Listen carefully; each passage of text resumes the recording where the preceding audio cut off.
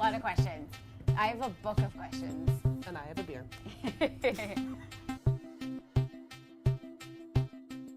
Did you ever feel discouraged or sad while you were dancing? Actually, also, other question that is totally off topic, and I've probably been flip-flopping through both, but do you prefer dancing or stripping when we call, like, what would you like me to call it? I do prefer dancing because I feel stripping is still a little bit derogatory. Why is it derogatory, though? Let's not Because the make way it that it's used. Okay. It is constantly used Valid in point. a derogatory way, Okay. which turns it into such. Not to mention the fact that the actual dancing takes a lot more skill than taking off the clothing. Though we've got our tricks. Part 2 of the question was okay, sorry. Did you ever feel discouraged or sad while dancing? Sometimes yes, especially in regards to it, because it's highly stigmatized, of course, and you hear everybody going, oh, well, you're too smart to be a stripper, and da-da-da-da-da. Yeah, here you are. And yet here I am. I must be such a failure. I must be really fucking dumb. Oh my God. So yeah, sometimes it would be like that thing of, you know, if only I didn't come from a poor family and basically lived on my friend's basement floor, I'm sure I would have gone to college earlier and not been dancing naked for a living, but there we were. And kind of reconciling what society's expectations are versus what reality is and what circumstances lead you to. Yeah. That's been a struggle, but, you know, it's a work in progress. Right. So is the stigma of being a dancer still hurtful now? It is, because it's everywhere. When you meet people.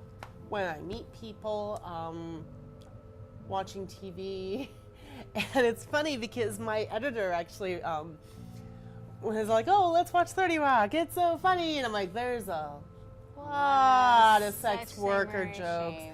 And he's like, oh yeah, I didn't realize how many there were. I'm like, Yeah. What was the best part of your job? I want to hear that part. What was the best part of your job? And like, I imagine that the best part of your job was all the women that you met and like made friends with and were like, this is my coven, this is my people. Mainly because that is definitely I've met one of the Jen. best parts. Yay. Yes. And there are you good, other Jen? people that were amazing that I got to meet through dancing. And as it turned out, I really liked performing. I thought it was so much fun. Right. And sometimes if you had a really good crowd, and Yeah. because I'm a large music geek, Yeah. I got to dance to stuff that people had never Like heard what? before. Like what? Tell me. Nick Cave, Satyricon.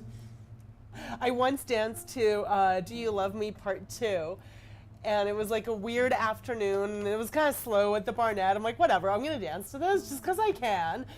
And I saw the bartender go like running from the bar to the DJ booth. I have no idea what he's saying to the DJ, but there's gesticulating, and he's obviously talking very loud. I I'm like, love that word, gesticulating. the fuck is he? Okay. I get off stage, and he runs up to the DJ booth again. He's like, what was that song? I need to know what that song was. That's amazing. I think I've covered all my questions. Yeah? Actually. Oh, actually, other than the worst part of your job, but I think we covered that too. We have kind of covered that in a way. You've never said that. The other women were the worst part of your job. I've heard that. No. That other strippers say that other women in the club are the worst customers to have. No, not always. There what are is- some women who are really difficult to deal with because sometimes women will come in and they'll Okay. be in that mindset of the stripper's gonna take my boyfriend, and you're like, Just sad. And sure. they don't want your boyfriend. Okay. He wants his mom. Good luck with that. No, a lot of times, like, there is one story that I really liked. It was when I kind of came back to dancing after being retired for a bit, and I was in this bar in Aldergrove, and there was a table, it was like 2 guys, 2 women, and the women were really unresponsive. Okay. And it was kind of a dead bar, so I'm just like, low-key annoyed at you not even clapping right now. So, Is clapping best form of, I don't know. Is it money or clapping that you guys respond the best Both to? is nice. Both is nice. Both is nice. I'm getting like the low key, we don't actually want to be here and we're judging you vibe. From the ladies or the men? From the ladies. Okay. And so don't at one do that. point, I'm like, okay, yay, woo, clapping, woo. No? But then they kind of laugh and they're like, no. I'm like, that's cool. I don't do that shit for free either. Oh. And they laughed. And after that, they clapped after my show. And I'm like, yeah, Yes. that's right. That's right. Yeah. I just reminded you that this is my fucking job. Yes. I can't believe I have to remind you.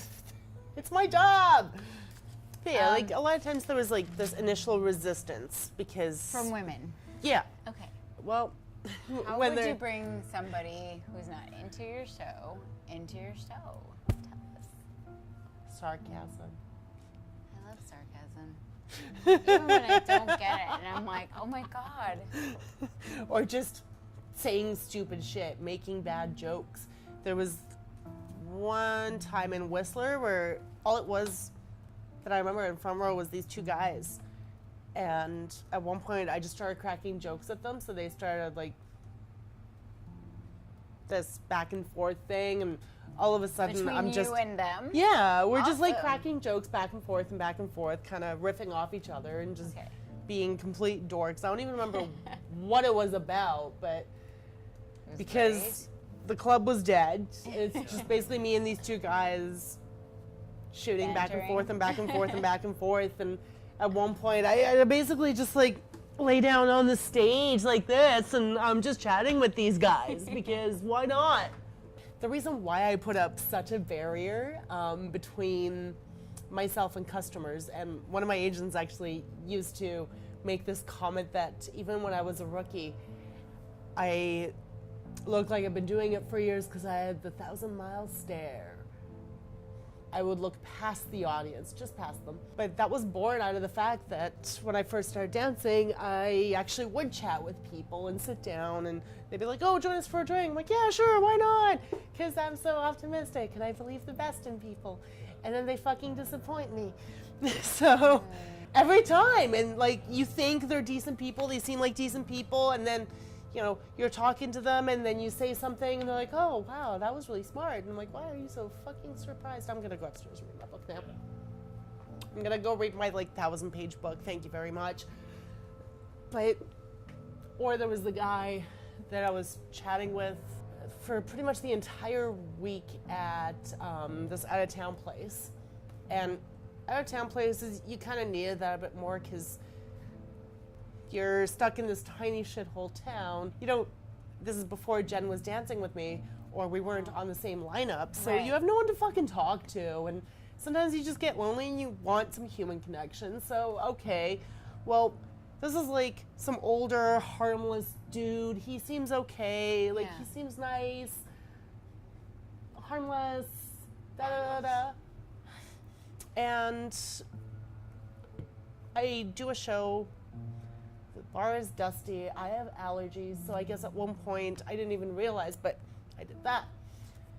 I get off stage and he asks me if I did a line off my blanket. What? Yes, that's the most plausible explanation for that. I am obviously a druggie. I obviously just did a line off my blanket because that makes so much sense.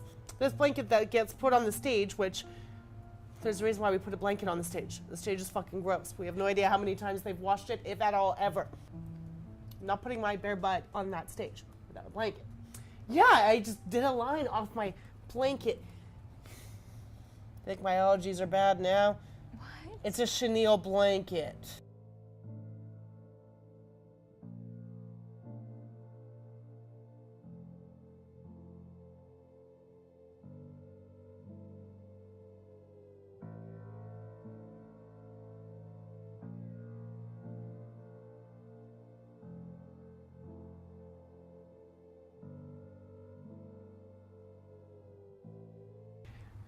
Salvador. I know I just met you, but where are you from? Where are you from?